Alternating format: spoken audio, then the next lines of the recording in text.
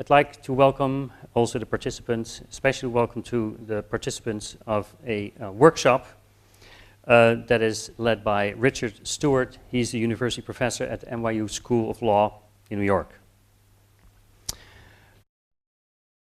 And actually is the public component of a two-day workshop, which has as its theme finance, the relationship between finance and climate, and developing policies of governance in this huge area. The workshop is the third actually in a series of meetings hosted in collaboration with the UAE Ministry of Foreign Affairs.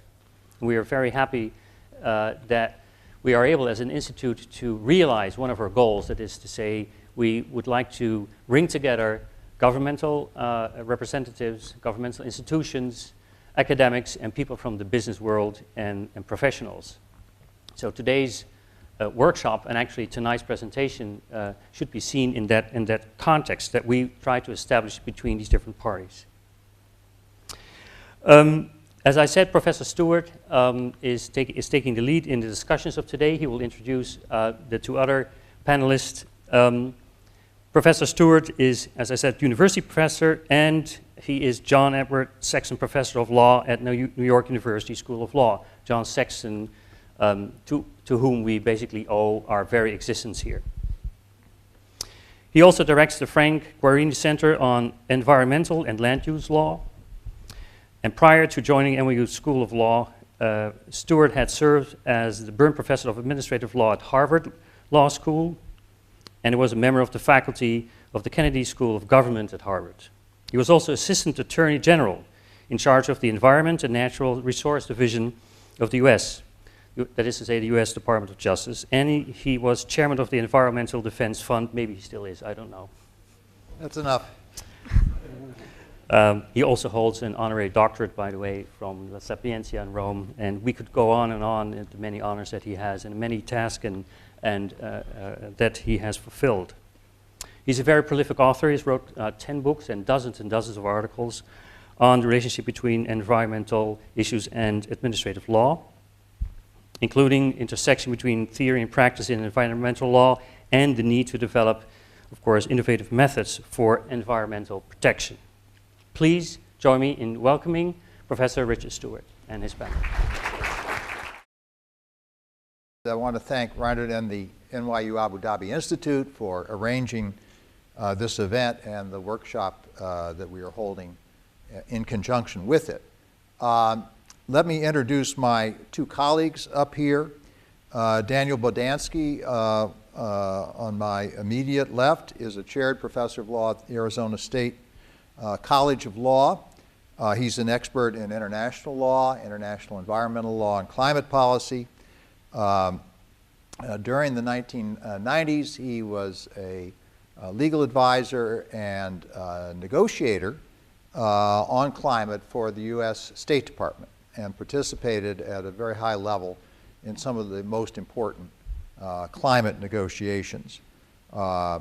Since rejoining academe, he's been written books and articles on climate and international environmental law, many articles, and have been quite involved with the Pew Center for Climate Change, which is one of our leading NGOs, think tanks in the United States on climate issues. My second colleague is Smita Nakhooda, who is with the Overseas Development Institute, another think tank NGO based in London, where she is a fellow concentrating on energy and low carbon development and finance to move developing countries on a climate sustainable development path. Prior to that, she was at the World Resources Institute in Washington, D.C., where she worked on the governance of electricity policy in developing countries. And prior to that, she worked with Adasa, which is a civil society organization in South Africa, where she was sort of mobilizing civil society input to electricity policy and governance there.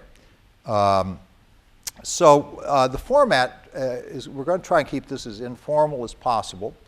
I'm going to give a sort of an overview about the climate problem and global climate law and policy, just to provide some background about the climate challenge for those who may not be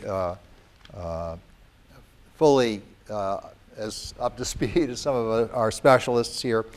And then concluding with a very brief overview of how we got from 1992 with the Rio Climate Convention to the Durban Conference of the Parties just in December, and where we're going to go on the international front in dealing with what is the biggest environmental challenge that we face. It's not only an environmental challenge, it's an economic challenge. It's a challenge for everybody in the world. It's an urgent problem, and we cannot mobilize fast enough to deal with it. A little bit about greenhouse gases. A number of gases that are defined as greenhouse gases because when emitted to the atmosphere, they trap solar re-radiation and have a radiative forcing effect, a warming effect on the atmosphere. Carbon dioxide, the most abundant from many sources, fossil fuels, deforestation, others others from natural gas, from landfills, nitrous oxide from agricultural fertilizers and other activities, some synthetic organic chemicals. The carbon dioxide is by far the biggest element, and these gases stay up in the atmosphere for various times. Carbon dioxide is the longest lived gas. It's be up there for hundreds and hundreds of years. We are well on our way towards doubling the greenhouse gases in the atmosphere compared to pre-industrial times. The developed countries have gone through a sort of industrialization cycle, emitted a lot of greenhouse gases in the process. Now the developing countries are having their turn at industrialization, and there are going to be, unless some new policies and measures are adopted, massive increases, continued increases in our greenhouse gases. What are the impacts going to be, or what have they been, and what are they going to be? Well, the best scientific assessments, the Intergovernmental Panel on Climate Change, which address, yes, there are many uncertainties in the climate science, but there's a great degree of convergence on some core propositions. So the debate over you might say, the marginal uncertainty should not obscure the main conclusion that the greenhouse gas emissions over the last century have already caused nearly a degree centigrade in warming in the Earth's atmosphere, and a lot of that warming has occurred in the last 50 years. And the IPCC has predicted that it's sort of business as usual emissions, which we say, well, if emissions continue on a path more or less as we can predict, there's uncertainty, a lot of, what will economies be, what will the energy mix, but in the absence of climate policies, business as usual emissions, that we can face a likely range of warming from any place from something under 2 degrees centigrade to as much as over 6 degrees centigrade over this century. And that's just the likely range. The upper end of the range could be 10 degrees centigrade or more. And you can imagine what the summers would be like in Abu Dhabi if we had another 10 degrees centigrade in average warming. Of course, well, we can have some very hot days, but it's the average level that has profound effects of many sorts. What are those effects? Well, sea level rise, that's going to affect the region here. A sea level rise of a half a meter is probable. Could be more. Ocean acidification, oceans absorb carbon dioxide. Droughts, more warming in areas that are already dry. That's going to affect this region very dramatically. Wetter weather in many regions that are already wet. More extreme weather events. Storm intensity will increase as you have more energy trapped in the atmospheric system. Effects on agriculture, food production, health, spread of tropical diseases as there's warming elsewhere. And then biodiversity impacts, because species and the systems they depend on cannot adapt fast enough if warming is very rapid. Of course, we've had a lot of adaptation over time, but with very rapid warming, and the current temperature of the Earth is warmer than it's been in 100,000 years, and the rate of warming is unprecedented in the historical record. So we're going to see a lot of extinction of species. And finally, there's a danger of people worry about climate tipping points, nonlinear effects. Maybe the most worrisome are the Antarctic ice sheet. The West Antarctic ice sheet is like a sheet of ice over the Antarctic Ocean that's the size of France. If that collapsed, we'd have a huge sea level rise. Also, Greenland, the ice sheets in Greenland. So, all right. What do we need to do? Well, we need to reduce our greenhouse gas emissions. And the international community has more or less settled on a goal of limiting climate temperature rise to an average level of 2 degrees centigrade. The small island developing states that are threatened with extinction want a 1.5 degree goal. What would that mean? Well, the greenhouse gases are emitted by so many different activities.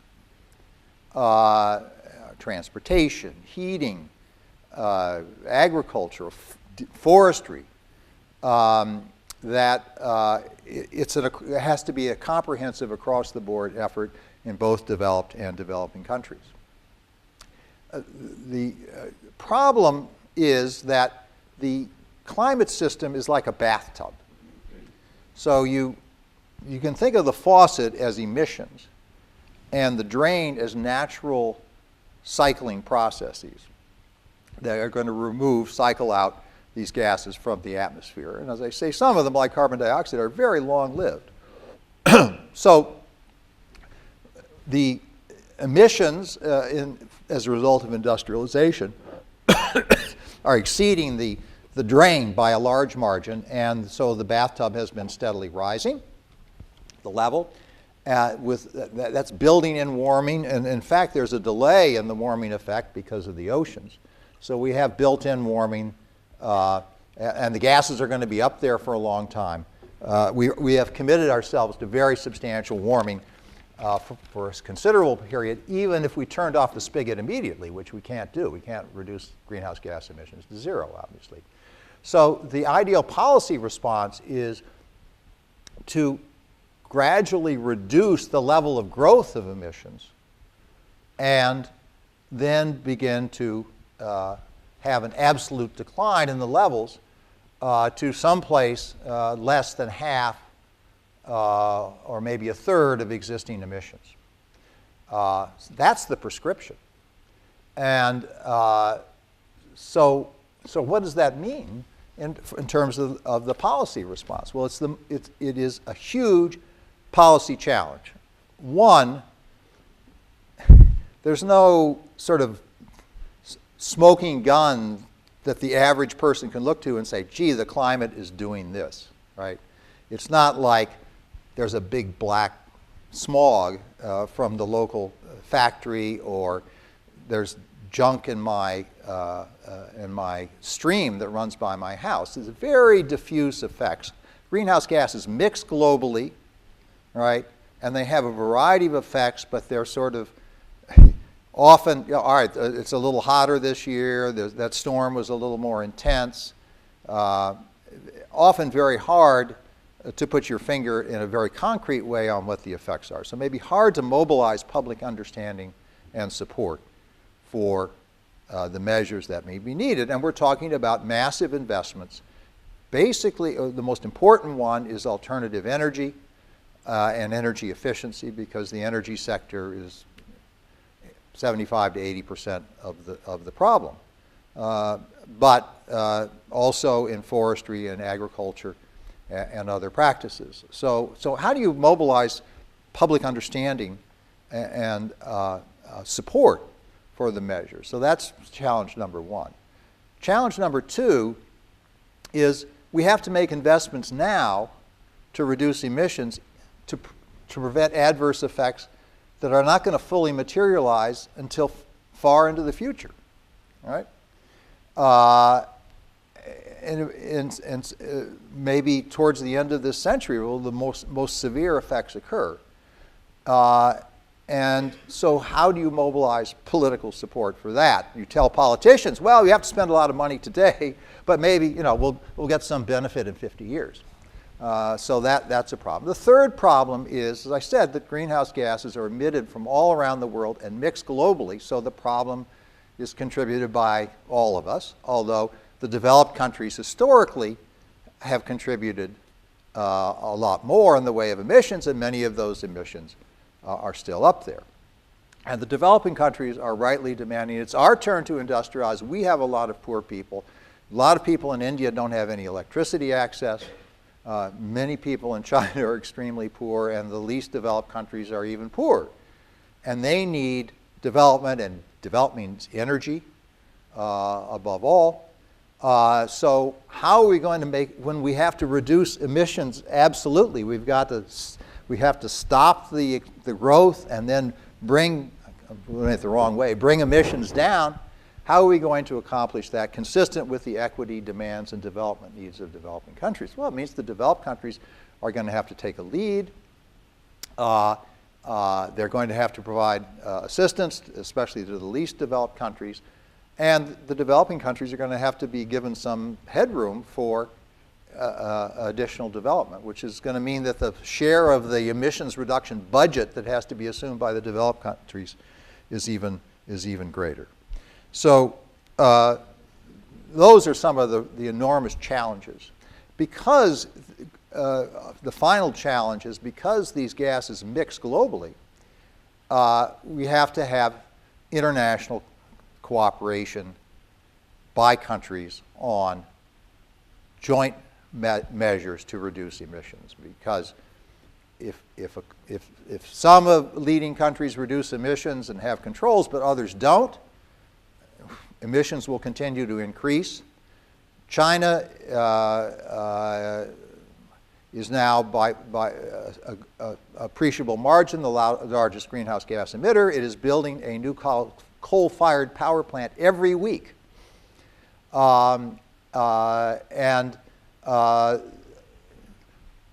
If China, the worry is if China doesn't adopt controls, it's not only going to emit a lot, but industry that may be competitively disadvantaged by restrictions, say in Europe, may locate in China where there are no controls, production is cheaper.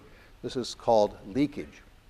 So how do we get international agreement on such a daunting set of challenges when the problem is so urgent? And I'm just going to sort of sketch the history over the last 20 years, and then turn to Dan Bodansky, who's been intimately involved with that, to talk about a bit more about that process and where we are as a result of the recent decisions at Durban last month. The climate change convention was negotiated at the Rio Earth Summit in 1992. And that was a so-called framework convention. It didn't have any emission limitations obligations on countries, but well over 100 countries participated and signed on to a sort of a, we're going to learn more about the effects, we're going to develop policies domestically to limit plans and policies to limit emissions and so forth. Then the next step was a decision in Berlin to mandate the agreement on binding commitments for developed countries only. Developing countries at this stage would have no limitations. Developed countries are going to undertake limitations. That was the Kyoto Protocol that eventually emerged in 1997, signed by the United States but never ratified, which called for developed countries, the EU countries, Japan, Australia, Canada, a few others, Korea, no, not South Korea, OECD countries, to limit their emissions by 2008, 2012. Okay, and the idea is, well, the developed countries are going to go first.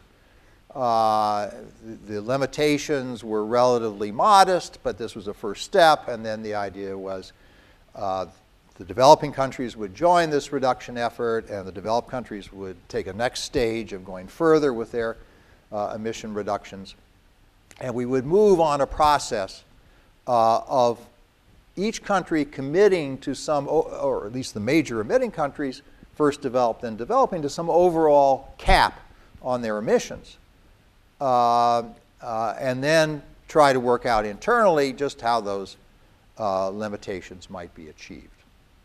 There were some provisions, and I think Dan may want to talk about this, in the Kyoto Protocol, that even though the developing countries weren't subject to any limitations commitments as a matter of international law, there was a mechanism by which developed countries and their firms could invest in reductions in greenhouse gases in developing countries and get credits, emission reduction credits, against their obligations, and sort of jumpstart some limitations efforts in developing countries.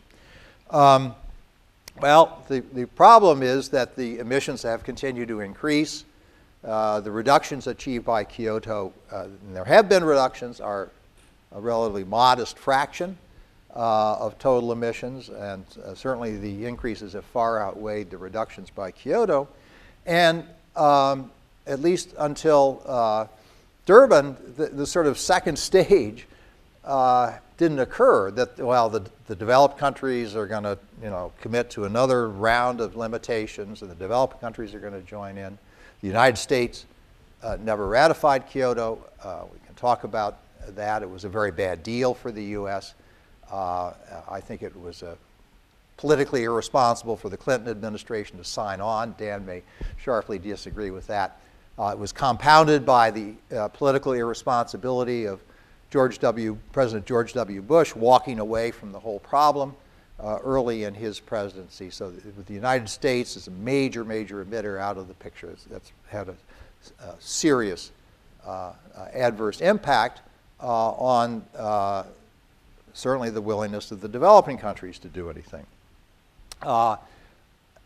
And so the attention shifted to a sort of pledge and review process for developed and major developing countries to say, well, we're going to adopt some domestic measures. We're not going to agree to any internationally binding limitations, but we'll report on what we're doing, and maybe we'll have some quality control on our reporting and information, and we'll cooperate in a sort of a bottom-up way, but without binding international commitments. And the developed countries have undertaken to provide very substantial financing, both public and private financing, to developing countries to move them towards a lower carbon development pathway, up to $100 billion a year by the end of this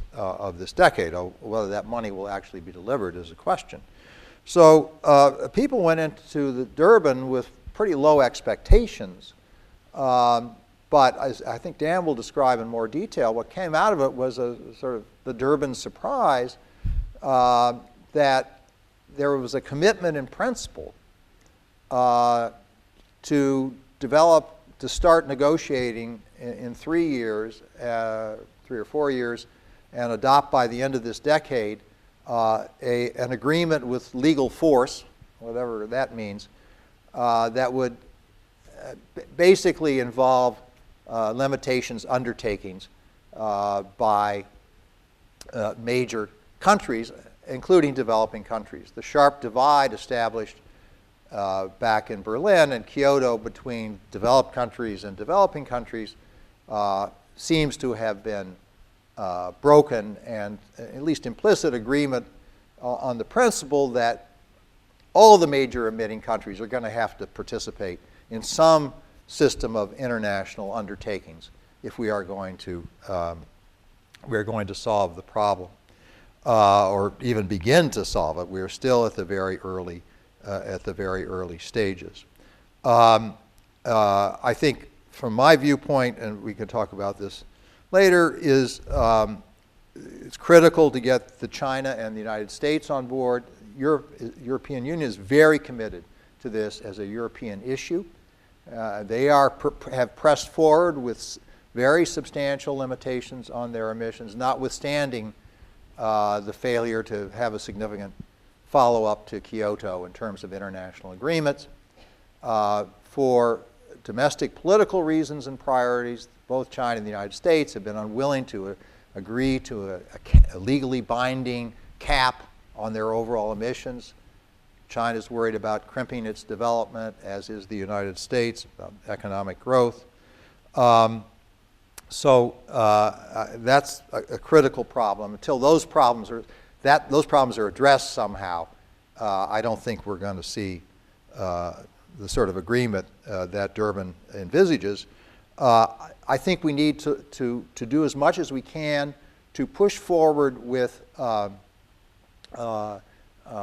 steps, coordinated steps involving industry, involving, not all governments, but some governments, the private sector, on steps to reduce energy use for economic reasons, or to reduce air pollution for local environmental reasons, but reduce carbon dioxide emissions at the same time. I think there are a variety of things, in other words, that we can do that don't have climate as the primary driver, that have economic or traditional environmental concerns, but that can mobilize learning, bring down the cost of reducing greenhouse gas emissions, promote energy security, and serve a number of goals, climate among others. And lastly, if we look towards the future, it's the developing countries that are critical. Emissions have not grown in the United States for the last 3 or 4 years. They're not going to grow in Europe. The huge increases are going to be in developing countries for legitimate developing needs. And so I think the ultimate issue is how they can be encouraged and supported in moving towards a climate sustainable development path, seeing it's in their self-interest in the longer run. And there are encouraging signs in that regard. Two final points before I turn it over. Two other elements. We've been talking about limiting the growth in emissions and eventually bringing those emissions down. That, in the technical language, that's called mitigation of climate change. There are two other buzzwords, adaptation and geoengineering. Adaptation means, well, climate change is occurring and it's going to get worse, right? Because we can't turn around our economic and energy systems on a dime. It'll be very costly. Warming is built into the climate system, as I've said. So we need to start adapting drought-resistant crops, measures to prevent insulate coastal development from sea level rise, channel development away from vulnerable coastal areas, public health measures, So these are already undergoing.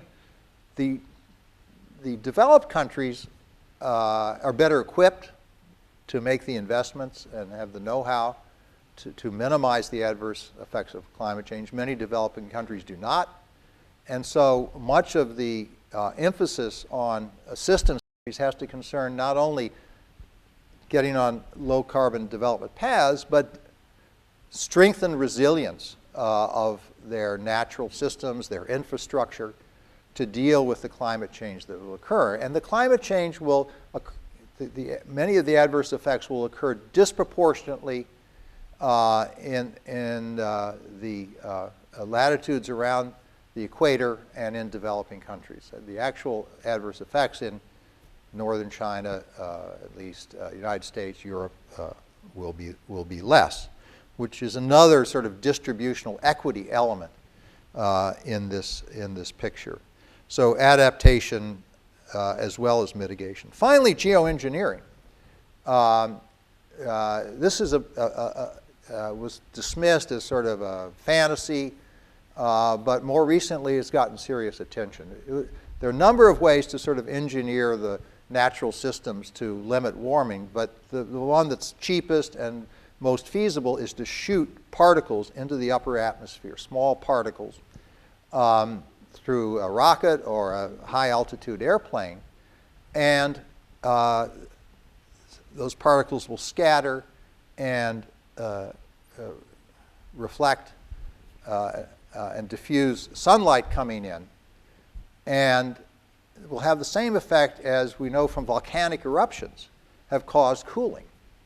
So less radiation will end up being trapped, reaching the Earth's surface and re-radiating and then being trapped by greenhouse gases. And if the climate problem gets very bad, we might, and we're too delayed in dealing with the problem through reducing emissions, it will be very tempting, perhaps, to use this technology to address the problem. And it's relatively cheap, $1 billion or so. And it doesn't take international cooperation. Like limiting the emissions, you got to control the emissions all around the world. Any country, or maybe even an individual, a sort of a green finger who wants to, save the planet, could put these particles up in the air. So it's more of the problem of the rogue state or the rogue actor, the opposite of the collective action problem in getting a emission limitations agreement. Countries are starting to research this problem. There's discussion in the international technical community.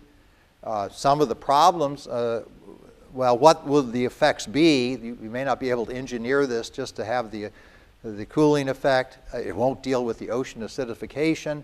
It may have other climate aspects. It might affect the timing of the monsoon in India, which would be critical.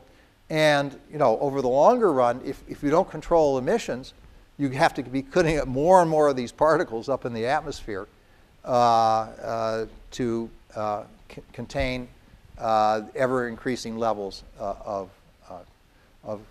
greenhouse gases. So in the end, it's a temporary, maybe emergency solution that seemed, I'd say even 5 years ago, unthinkable. But it's on the agenda. So that's how serious our challenge is. With that, I'll turn it over to Dan for his perspectives on the international climate negotiation process and the policy direction in the future. Well, thank you very much, and thanks for that really excellent introduction and overview of the problem and where we are in the problem. I don't have that much to add to that or to disagree with what Professor Stewart mentioned. But let me just talk a little bit about the international process, the UN regime, where we are in it and going forward. And I'm going to take a slightly different perspective than I usually do. I'm often quite critical of the UN climate change regime, having had to suffer through it for the last 20 years. But I want to say a little bit on its behalf, since it is so often criticized. The sources of the frustrations, I think, are pretty clear. First of all, it's a frustratingly slow process. If we weren't talking about climate change, global warming, I'd even say that it was glacial in its progress. And it's gotten slower and slower over the years. The climate change issue really first emerged as an international issue in 1988, 1989. That's when the Intergovernmental Panel on Climate Change was created. It only took 2 years after that to agree to a mandate to negotiate the Framework Convention on Climate Change. The entire negotiations for the Framework Convention only took about 2 years. Then there was quite quickly agreement to negotiate the Kyoto Protocol, as Dick mentioned, to negotiate binding emission limitation targets for countries. That entire negotiation of Kyoto took less than 2 years. Very detailed rules structure for how Kyoto would work only took a few more years after that. All of that was accomplished from that, really the emergence of the issue through the completion of that whole first phase in about 10 years. We've now had more than 10 years since then, and relatively little has taken place during that period of time. It took over 4 years just to come up with a mandate to negotiate now some new instrument, some instrument with legal force for the next phase. 4 years just to negotiate that mandate, and now the mandate provides for another 4 years for the negotiation of the actual new treaty or new legal instrument. So the process has really slowed down. There's very little trust in the process. One of the main purposes of negotiating a framework convention, which was where things started, is to try to develop a process that engenders trust among the parties so that it then becomes easier to adopt binding regulations to change countries' behavior. But in fact, even though the Framework Convention was adopted in 1992, almost 20 years ago now, very little trust is developed. If you go to one of the climate change meetings, it's really, I think, one of the striking things is how little trust there is among the parties. So the Framework Convention has really failed in that, one of its major central purposes. And then the negotiations have now become almost a circus. They're so large, so many people come to them, seemingly very little happens at them. At most meetings, they're now held every year for 2 weeks. Most of the time is occupied by countries just repeating their positions from previously. Really, almost all of the activity at these meetings takes place the last night or 2 nights when something is hammered out, usually rather modest, that allows countries to declare victory and go home. Often delegates barely know even what they agreed to because they're so bleary-eyed from lack of sleep. So it's easy, I think, to mock the process or be critical of the process. But I think that's in a way too easy. And it's not clear to me what other process really would do better. So I think we first have to understand why the process is so difficult, and then try to evaluate what it's achieved in that light, and then try to look going forward at where we might try to head. The reasons why the process is sort of difficult, I think, are quite fundamental, and I think would really plague any international process to address climate change. To begin with, the climate change issue, as Dick mentioned, is extremely difficult. It requires individual societies to take potentially costly measures now to deal with a problem that still seems far away, long-term, significant uncertainties. So it just poses a basic kind of policy dilemma that would be difficult to address even at purely domestic level. Secondly, this is really an international negotiation that's like no other before, because the international negotiations are not simply about things that were traditionally within the domain of foreign relations. They're dealing with fundamental aspects of countries' domestic policies, their energy policy, their transportation policy, their agricultural policy. Virtually all aspects of the economy contribute in some way or another to greenhouse gas emissions. And so what you're negotiating in the international negotiations have fundamental implications for countries' domestic policies. And that really, I think, differentiates the climate change negotiations from other negotiations before. I think a third difference, which is really in large part why the negotiations have become so much slower over the past decade than in the first decade of the negotiations, is that the whole axis of the negotiations has shifted. In the period from 1991 to 2001, that Dick was mentioning, when the Framework Convention was negotiated first and then the Kyoto Protocol was negotiated, The primary axis of the negotiation, or the primary theme of the negotiation, was to negotiate emission limitation reductions for developed countries, for industrialized countries. And the primary axis of the negotiation was really between the US and the EU. That's where the primary differences lay. Developing countries, of course, participated. They played a significant role. But the negotiations were not about what developing countries were going to do. They were about what developed countries were going to do. And the Kyoto Protocol, in its emission reduction targets, was limited only to developed countries. Now, the negotiations between the US and the EU were certainly not easy, and I lived through several years of them, and I wouldn't want to suggest that there was anything simple about those, but I think they were much simpler than the negotiations between developed and developing countries. And that's really, in large part, what the negotiations have been focusing on over the last 10 years, is really how to broaden the participation of the climate change regime to address not only industrialized country emissions, but also developing country emissions.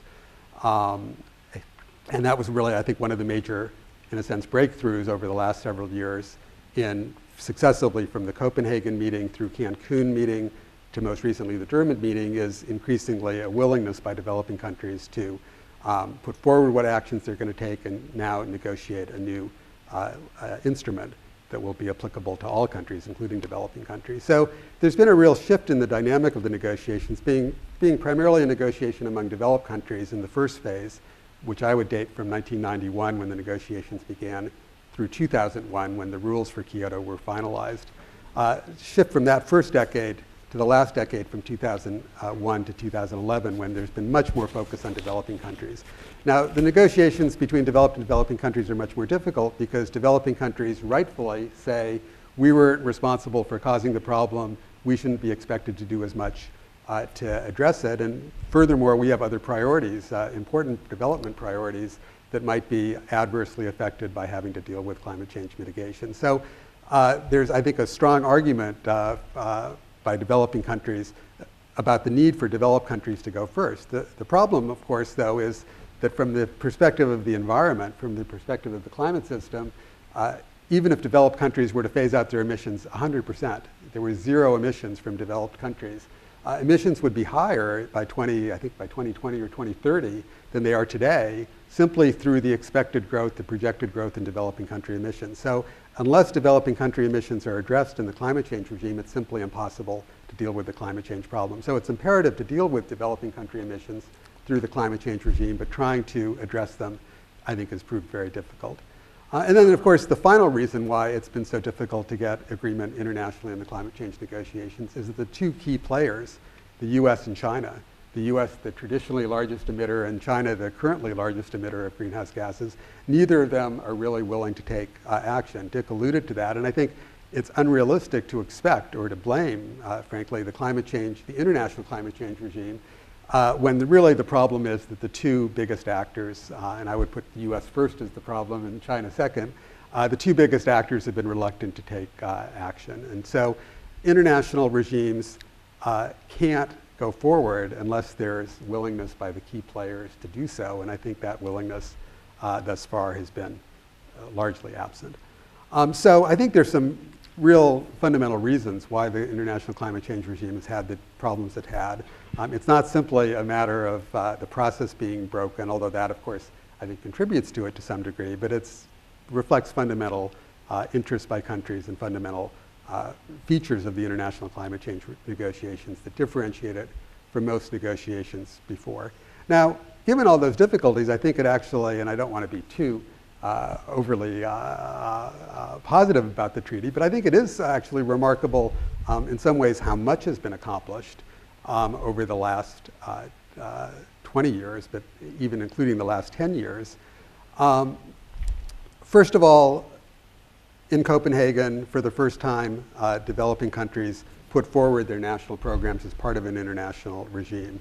The Copenhagen meeting, although it's often portrayed as a failure, I think and the international attention associated with Copenhagen was largely responsible for the pledges that different countries put forward, which aren't nearly enough to deal with the problem, but still are a significant advance over business as usual. In a report by the UN Environment Program, they looked at the pledges that countries put forward in Copenhagen as compared to what we need to do in order to achieve limit temperature increase to 2 degrees. there's a significant gap. The Copenhagen pledges don't do enough, but they still represent a significant improvement over business as usual. Depending on how they're implemented, they could account for more than half of what's needed to limit temperature increases to no more than 2 degrees. So the effect of the international regime in putting pressure on countries to come forward with, I think, serious national pledges, I think is something one shouldn't underestimate. Now, in addition to that, at the most recent meeting in Durban, for the first time, developing countries and now the US as well have agreed to a process to negotiate some new instrument, not necessarily a treaty, but an instrument with legal force. And what's remarkable about the Durban platform, which calls for these negotiations, is that in stark contrast to the Kyoto Protocol negotiations, which categorically excluded any new commitments for developing countries, the Durban platform doesn't exclude anything and specifically says that the new agreement shall be applicable to all parties. So it marks a significant departure, I think, from the approach that was taken in the Kyoto Protocol negotiations in terms of envisioning some new instrument that will be much broader in its base. And then finally, a third element, I think, that's positive from the regime is the establishment of the Green Climate Fund and the carbon financing that's going to be associated with that. The Copenhagen Accord called for the establishment of a Green Climate Fund. At the most recent meeting in Durban, the governing instrument for the new Green Climate Fund was adopted. It's still, I think, a lot of questions about how it's going to work, and we were discussing that at our workshop today. Still significant questions about how the funding will come into the Green Climate Fund, but I think the Green Climate Fund nevertheless represents a really significant advance forward in terms of the scale of financing it's envisioning for assistance to developing countries in their mitigation efforts. So I think there are some significant positives associated with the climate change regime. Just to go over them again, in terms of putting pressure on countries to come forward with national programs, now in terms of a new negotiating mandate that's going to be much broader in its base, and in terms of helping to mobilize finance for climate change mitigation. Now, going forward, what should be the priorities? In my view, the biggest priority is actually not at the international level. It's to develop national climate policies. And I think it's a fair criticism to make that too much effort, too much attention has been given to the international negotiations and not enough attention has been given to national policies. And I would say that's definitely been true for much of the last 20 years in the US. In fact, those of us who were somewhat cynical often thought that the Clinton administration, in which I participated, in some ways focused so much on the international negotiations to relieve pressure in terms of developing national climate policies. And so there's, I think, some tension between that the international negotiations can detract from efforts at the national level to develop strong national policies. And you're never going to get a strong international policy unless countries develop stronger national policies. So I think that's the number one priority. Secondly, in terms of the negotiations for a new legal or new instrument with legal force that the Durban meeting calls for, I think one of the big questions is going to be how much is that going to look like the Kyoto Protocol, or how much is it going to represent a departure from the Kyoto Protocol? The Durban platform already represents one significant departure from the Kyoto Protocol in that it does not exclude commitments for developing countries, and quite to the contrary says the new agreement will be applicable to all countries. So one of the key elements of Kyoto, which was that the commitments were only going to apply to developed countries, doesn't, at least the Durban platform certainly doesn't point in that direction. It represents a change. The two other elements that I think are key to Kyoto were the type of commitments that Kyoto has and the fact that the commitments were legally binding. Kyoto represents a quite top-down approach to international regulation, where what the Kyoto Protocol negotiations were about were to develop targets that would be internationally specified that would then drive countries to change their national climate policies. And so it was a top-down process to try to define at the international level emission limitation commitments that would then get countries to change their national policies. I think the problem with that, as I said, is that climate policy is so closely related to domestic policies that at least in many countries, such as the US, and I think probably is true in China, India, and many other countries, to expect the international process to drive the domestic process, I think, is unrealistic. And so one question going forward is going to be, does the new instrument that's going to be negotiated now over the next 4 years, will it again try to take a top-down approach like Kyoto, or will it be more receptive to the kind of bottom-up approaches that Dick mentioned in his talk? The other feature of Kyoto is that the emission targets for countries were legally binding. And there's been a lot of focus on the legally binding, how important it is to have legally binding commitments. The advantage of legally binding commitments, of course, is that if a country is legally bound, there's at least a greater expectation that it will actually do what it says it's going to do. The downside, of course, is that legally binding commitments represent a significantly greater threat to countries' sovereignty than a more political kind of a commitment that gives countries more flexibility. I think there's been a lot of emphasis on the importance of legally binding commitments, but I think there's actually less evidence than many people would suggest that the legally binding nature of a commitment really makes that much difference, and whether it's worth the cost of making many countries much more reluctant to sign on. So I think there's some important questions about how the new negotiating process unfolds. What kinds of commitments will it contain? Will they be top-down emissions targets, or will the new agreement reflect a more bottom-up architecture? To what degree of legal bindingness will the new instrument entail? Now, a third feature going forward is that we shouldn't simply be focusing on at the international level on the UN Framework Convention process. We should also be looking at climate change across a much wider range of institutions, and I think this is increasingly taking place. Climate change involves many different sectors of the economy. It involves a whole series of different activities.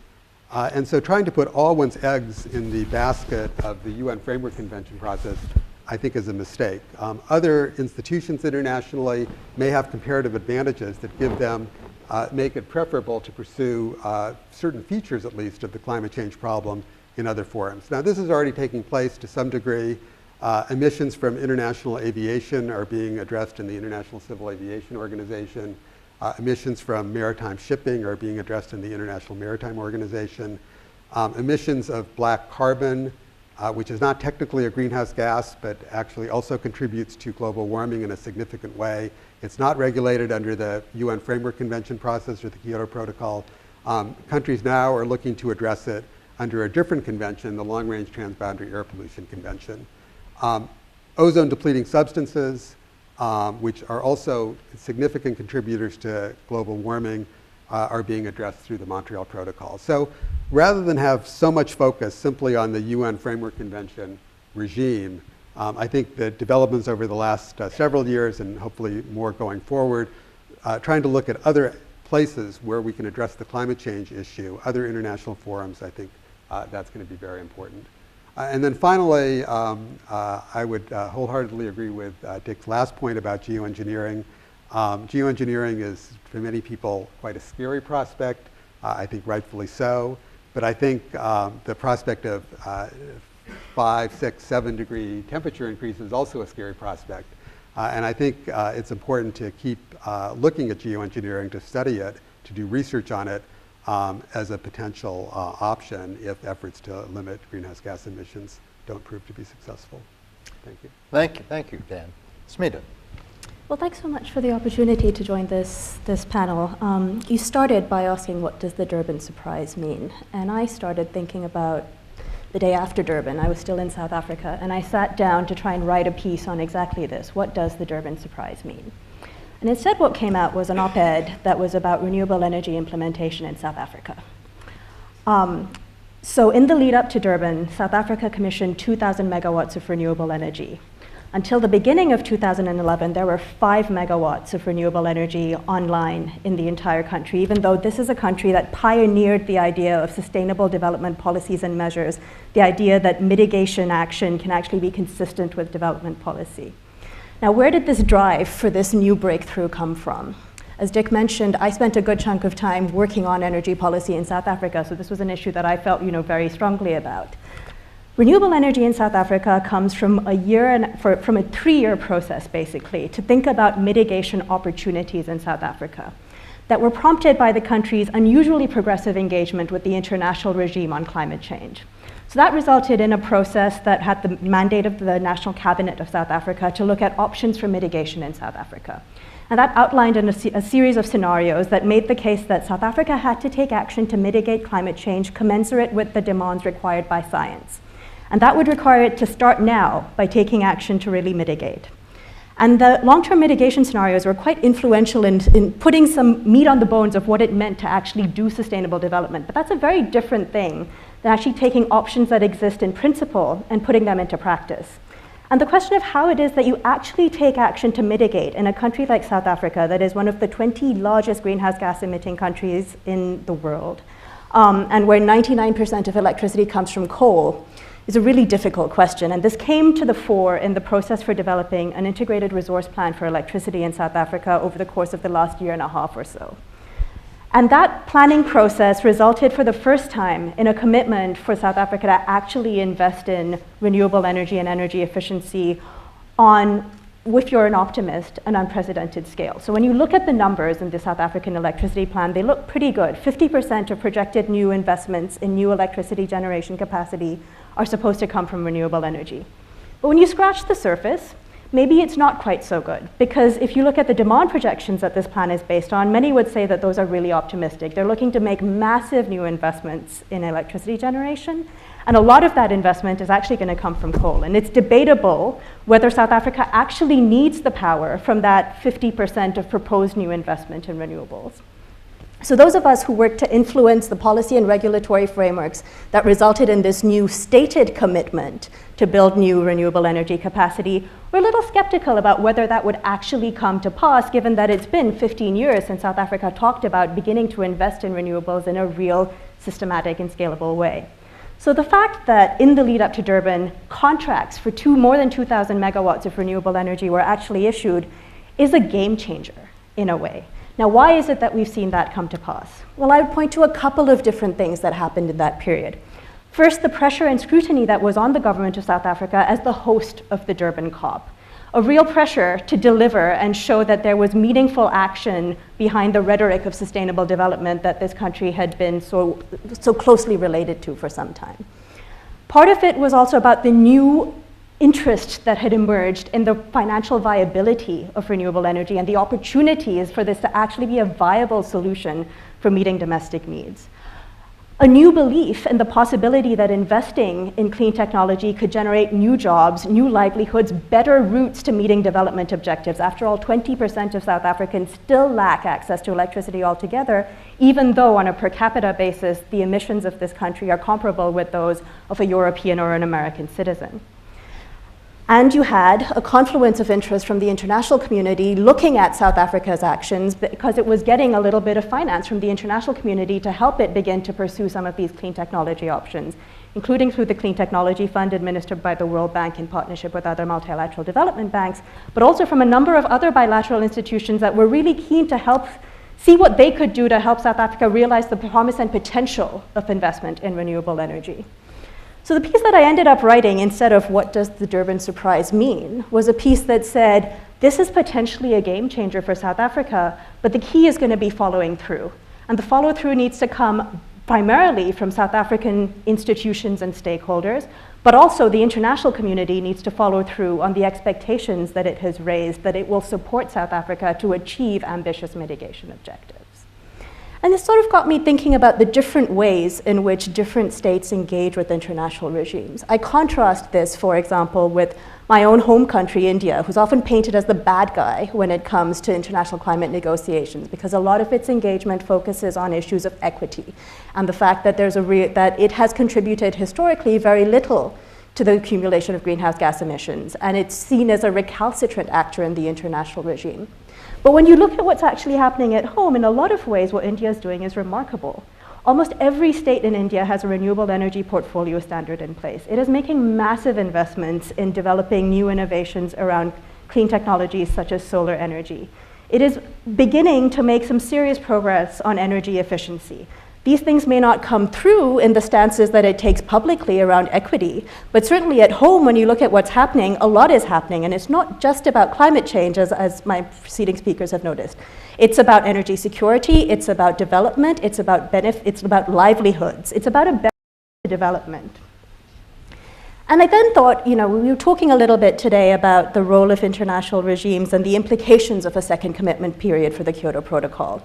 And a cynic would say, well, what does that actually mean? Because what it really applies to is the European Union. And the European Union was committed to taking action anyway. But if you think about it from a European perspective, in the European context, international commitments actually mean something for policy-making processes. They provide an additional impetus that helps you to push a domestic agenda along. And the fact that there is now an internationally recognized second commitment period for the Kyoto Protocol is actually extremely valuable potentially when it comes to domestic constituencies around continued support for mitigation policies at the national level. So again, this issue of different countries relate to international regimes in different ways. And what we see emerging is an increasingly variegated international architecture around climate change. And I think we need to keep in mind how it is that we get to more of a focus on these questions of implementation, actually putting in place the conditions that allow countries to move and make the tough decisions that are involved in actually doing things differently. And I think that's the central question that we're trying to grapple with when we think about what it takes to make climate change policy work. And in a way, that's really the question that we're asking ourselves when we think about how it is that we spend climate change finance well. How do we make the resources and support available to help countries make the really, developing countries in particular, make the really difficult decisions that need to be made without compromising on a development agenda that they really continue to need to struggle to meet? And so I was thinking about the implications of this for sort of going forward and thinking about what needs to come next and this bottom-up strategy that's been alluded to by both of the preceding speakers. And I guess when I think about this, I think we really need to shift from being so focused, as others have mentioned, on sort of international processes and international principles, and complement that with a focus on practical implementation and really learning what it is that works, what it is that doesn't work, and how do we do more of this better, recognizing that different countries are in very different circumstances and are going to need to get very different things from an international regime in order to make progress that actually fits national circumstance. This is not to say that countries should be left to do whatever is easiest for them. Clearly, dealing with climate change is a difficult undertaking that will require us to make difficult decisions. But what it does mean is that what is appropriate is going to mean different things in different countries, and we're going to have to be really careful to design tools that help that rather than impede that, and that incentivize progressive action rather than create perverse incentives that actually mean that people sort of are wary of making bold decisions. I suppose part of that is about putting an equal focus on national level action and national level institutions as we do on international action and international institutions. Thinking about what it takes to create the conditions that are really going to foster change over the long term. And I suppose this requires us to be a little more honest with ourselves about the political economy of change when it comes to climate change. We tend to frame these issues as technical ones because that's much more politically palatable and that's a much easier conversation to have. But at the end of the day, what we're talking about is reorienting our economies so that you can have development by doing fundamentally different things than have gotten us development benefits until now. That's a difficult thing. And I think we need to probably begin to think in creative ways about how it is that we overcome some of those barriers. And I think that's going to require a variety of different kinds of cooperation and interventions at various different levels of governance, not just the international governance, but also the nexus between global and local and subnational, because recipient country dynamics are pretty complicated as we all know. But that takes a slightly different, I think, approach to framing climate change action than we've necessarily been able to take until this point. And so we need, in that case, I suppose, to focus on the catalytic and reinforcing role that international climate policy can play, and the international climate regime, such as it exists now, can play. And that's, I suppose, another way in which the second commitment period of the Kyoto Protocol should be a source of hope for us. Because a lot of the norms and ideas about how it is that we account for and conceive of progress on mitigation action continues to have salience. And those norms that emerge from the international process should continue to have resonance and relevance at the national implementation level, but it requires thinking more about how it is that you actually change things. And regardless of the nature of bottom-up or top-down approaches, we're going to have to seize those opportunities such as they exist. And I think increasingly trying to frame things in terms of opportunities rather than limits, and seizing the space that exists in that more positive framing is probably one of the routes to success, I would say, moving forward. So, those were some of the points that I wanted to make, and perhaps to highlight in this context the role that transnational civil society and local civil society groups can help play in bridging some of these challenges of governance at various levels, and in compensating for some of the inadequacies of the international regime such as they exist. So we talked a little bit today about the role that civil society organizations are playing in increasing transparency and the existence of information about the progress that we're making on actually implementing climate relevant policies, and actually understanding whether all of the money that developed countries have promised to mobilize to help developing countries take action is actually being mobilized, and how effectively that money is being mobilized, in providing new standards and new learnings about what it is that works and how it is that we make progress. And I think that's an aspect of international cooperation that perhaps has received less attention in the formal regime, but certainly would seem to me to have a very important supportive role that can help unlock potentially some new solutions in contentious spaces.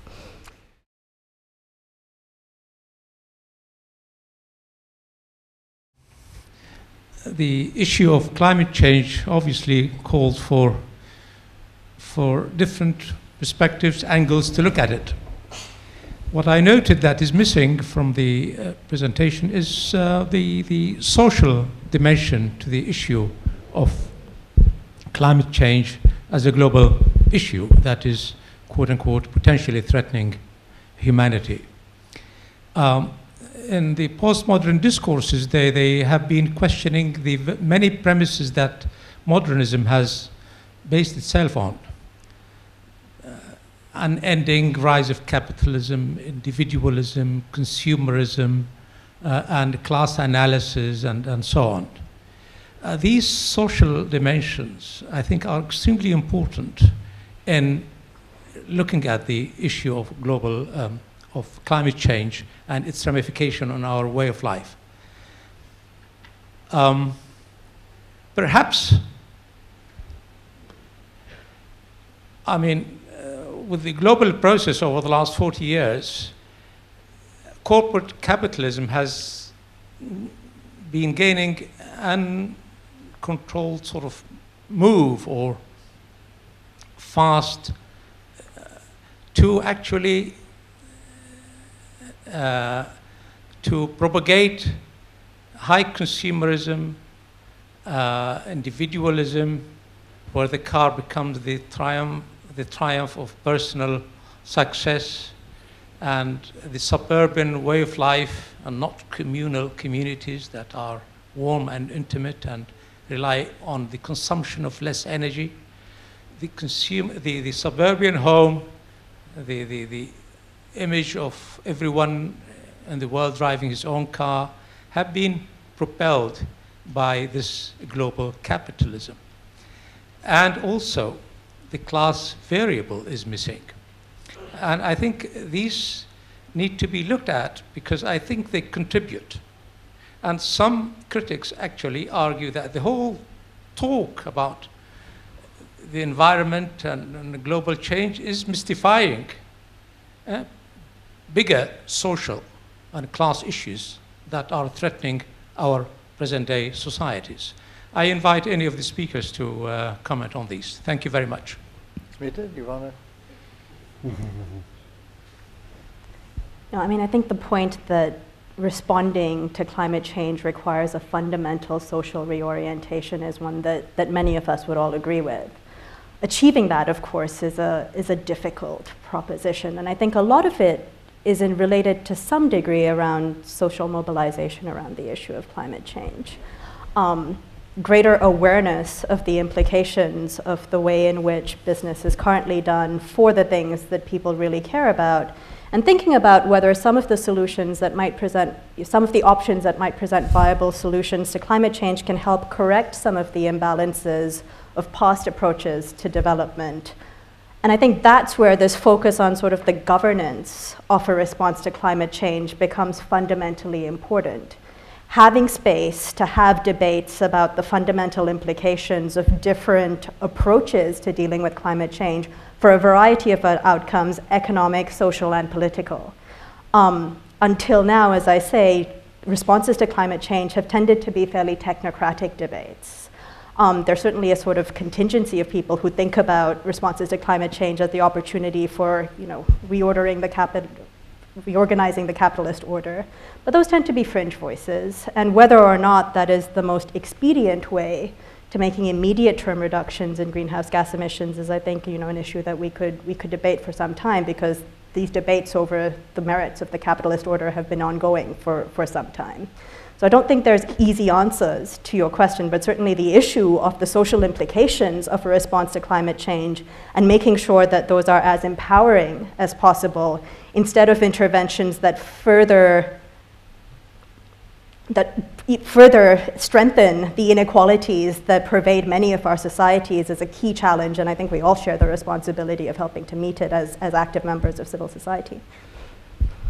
Well, I'd say it's not just Western corporate capitalism. We're now seeing Chinese state capitalism being even driving further. I guess, my first order response is the political imperative for continued commodity economic growth is so strong that we have no choice but to rely very heavily on technological innovation to save our skins.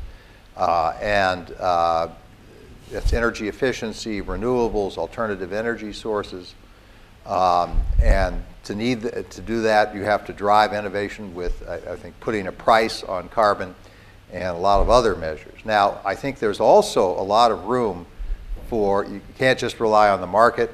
The state has to play a major role, and not just the state at the national level, but local governments, energy efficiency in building, renewables in rural communities.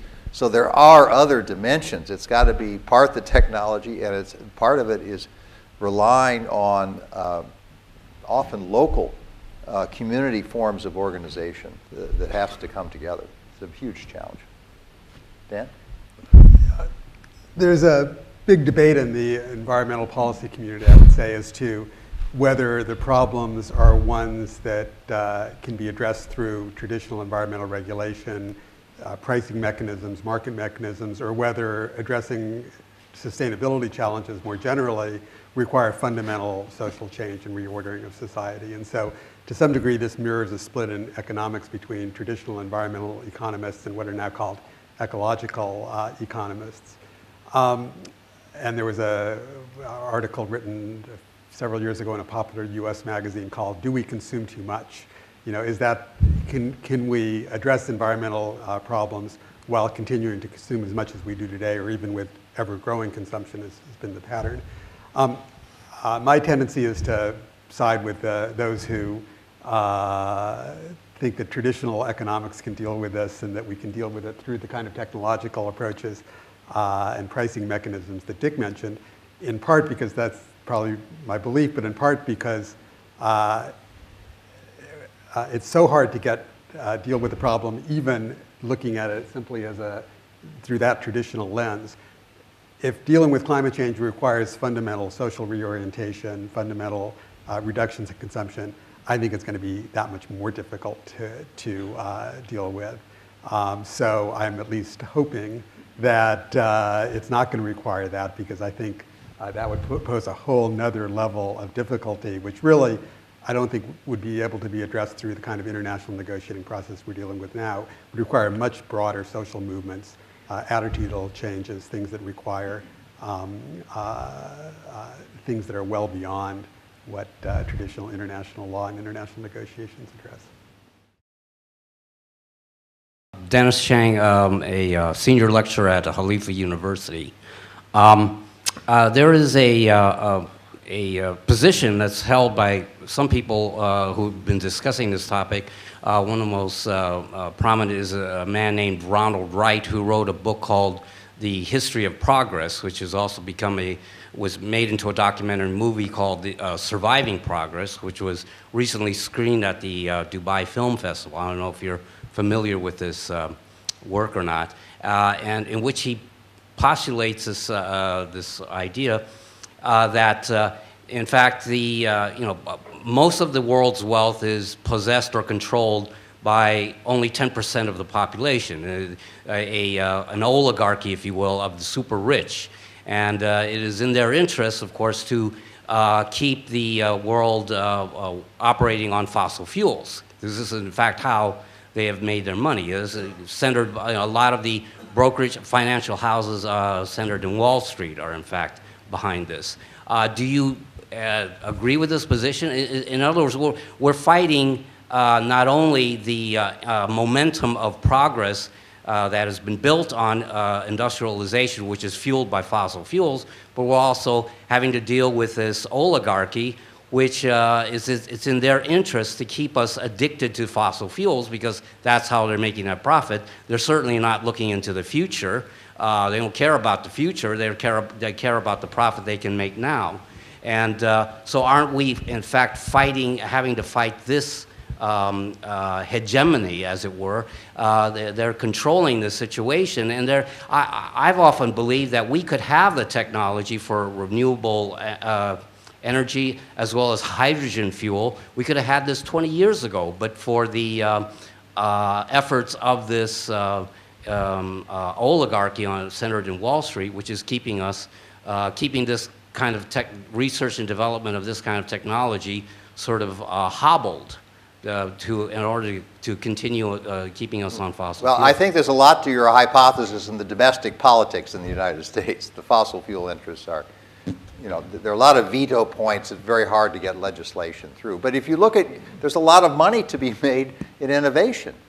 Maybe Europe is blessed because it doesn't have relative, say, to the US or China as much in the way of fossil fuels, and they're betting their economic future on renewables and green technologies. And we know that there's a lot of money that's being made and can be made. So I'm optimistic that the market system, if it's got the right signals about pricing carbon, can break through. Schumpeter talked about the creative destruction of capitalism, and it can destroy the fossil barons with the right incentives, I think. Tom Sylvester, you talked about setting certain caps and whether they should be legally binding or not. I'm curious what proposed enforcement mechanisms would be if a country breached its agreed upon caps. What would the ramifications be, and who would impose the penalties? Dan, you want to?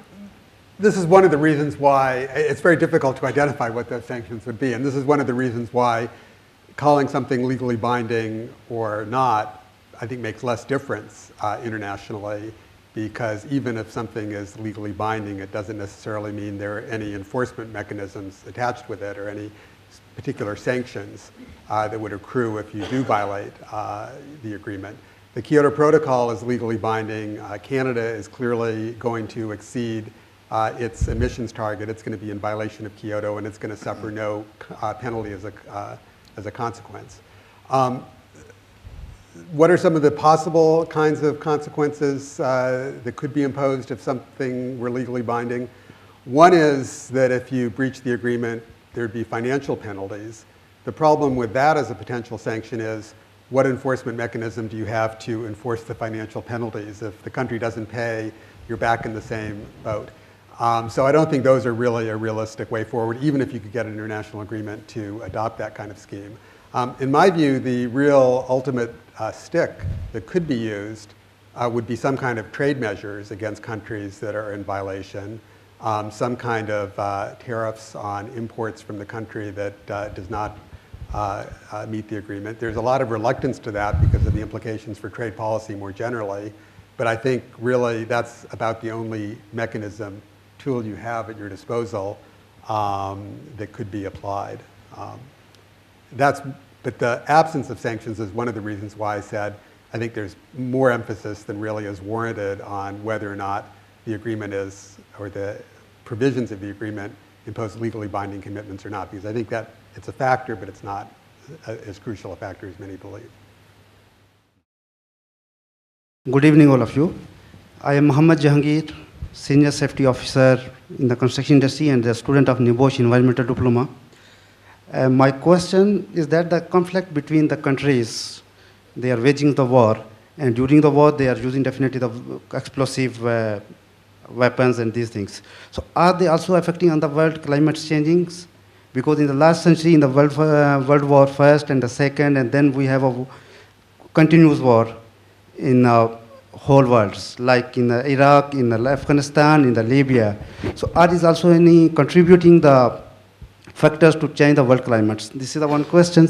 And I have the second question, that in a recent climate change conference in Durban, the Canada have been pulled out herself from the Kyoto protocols. Will it have any adverse impact on this whole process? Thank you very much. Was your first question that climate change is causing, contributing to conflict? No, this, due to the conflict between the countries, like wars, in Iraq wars, in Afghanistan wars, and in the previous century, the First World War, Second World War, are they also contributing in the climate change, in the creating the greenhouse gases also? The wars themselves? Yeah, war himself. I wouldn't say it was a major factor. I mean, obviously, a lot of energy, fossil fuels were burned up in those conflicts. So they're a factor, but I think less than all the activities in the many different economic sectors. You want to speak to Canada's? Yeah, let me just on the first. There certainly are significant environmental consequences of warfare, but the consequences tend to be localized and in many cases more short-lived, I think, than people expected. So wars like the Gulf War contributed some, but as a percentage of the overall level, it's a relatively small amount, I think. In terms of Canada's non-compliance with the Kyoto Protocol, they're clearly not going to comply. They've said they're not going to comply. They've certainly, I think, lost some reputation as a result of that. They're heavily criticized, but in terms of actual consequences for Canada, I think it's hard to put one's finger on any concrete consequences. It's really more a loss of credibility in the negotiations, a loss of influence. So whereas Canada played a significant role in the negotiations of the Framework Convention and the Kyoto Protocol, Canada's influence in the upcoming negotiations, I think, is going to be extremely limited as a result of its noncompliance with Kyoto. Thank you. Smita, you want to? Well, just one observation, that one could make the case that in recent years wars have been fought over, at least in part, continued access to fossil fuel resources. Mm-hmm. And secondly, the point is definitely one to be kept in mind, that climate change is likely to exacerbate the conditions that lead to conflict. I thought that maybe was his question. Yeah. And that's, that's a huge issue. And so investments in adaptation and the resilience of institutions are also investments in avoiding new conflicts and new wars. And I think that's an important thing to keep in mind. One of the consequences that we haven't mentioned thus far are climate refugees or climate migrants. And not just flooding, but desertification, disruption of agriculture, can lead to substantial movements of populations, including across borders, and that's going to be an obvious source of conflict and tension. Okay. Could you speak to the feasibility of Thomas Friedman's suggestion that there be a top-off tax, which would put oil at a high level that there would force innovation in the U.S. in particular, and if the U.S. doesn't seize the opportunity to move forward, perhaps there will be someone else that will take the initiative.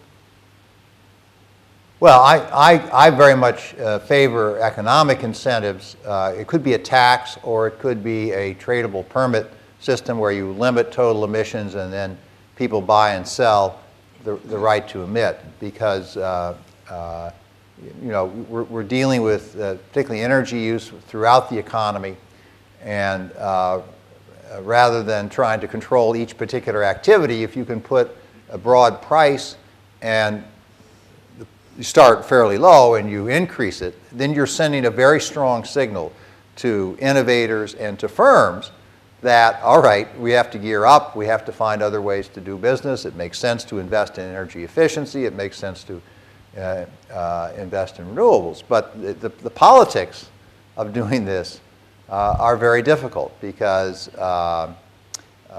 first of all, there are the fossil fuel interests who will be harmed, but ordinary consumers suddenly finding things more expensive. Consumers in Europe and many other countries are used to very high fuel prices, but in the U.S. and so forth, adding to the cost of petrol is going to be very unpopular. And so I think it makes a lot of sense. It's a more efficient way to get the job done, but there can be major political hurdles. Yeah. I would totally agree with what Dick just said. There was an excellent article by William Nordhaus, Yale economist, in the New York Review of Books, arguing for a carbon tax. So I would highly recommend it if you haven't seen it already. But one of the points he makes is that what's really remarkable is how little attention is given to a carbon tax, not only to address climate change, but also to address the budget problems in the US. The expected revenues from a carbon tax in terms of the overall magnitude of the reductions necessarily to deal with the U.S.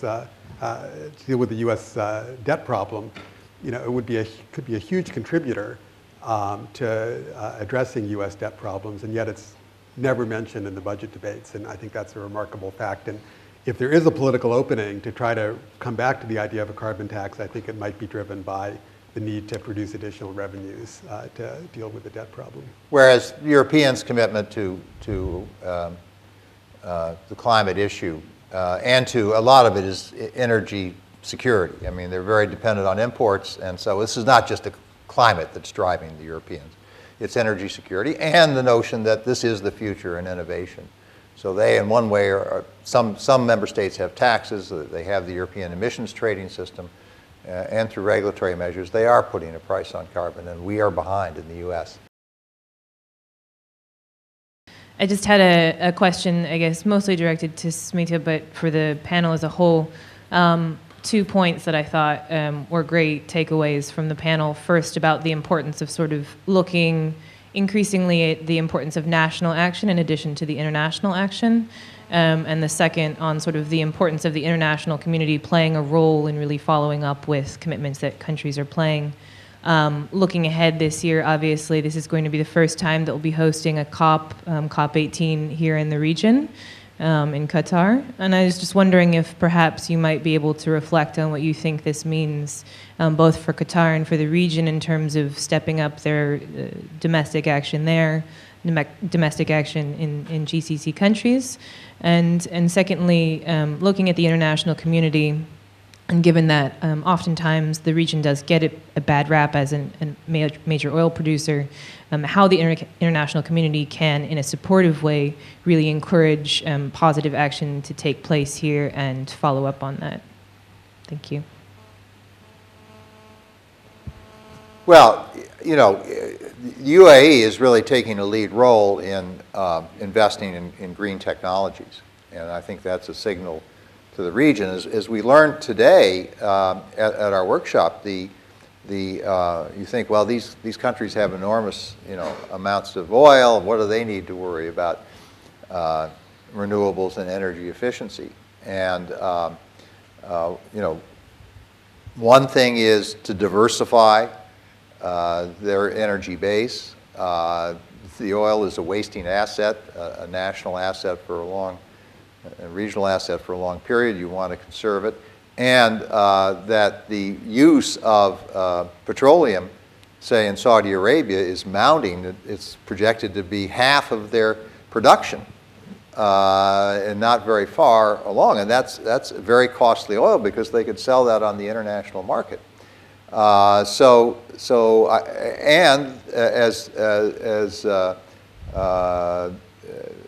the Masdar initiative here recognizes, there are economic opportunities in a diversified economy with these technologies as we move towards a more climate sustainable structure for the economy. So I think, the region for a long time was looked on as, just a naysayer, I would say. But I think there are very encouraging signs for progress, and a lot of progress right here in what's happening in Abu Dhabi. Thank you. Ladies and gentlemen, before I would like to invite you all to some energy input on your own, that is to say some drinks and food at the back. I really would like to thank the panelists of this evening, but also all people in the room who spend substantial parts of their lives to solving these big problems. Thank you so much. Thank you.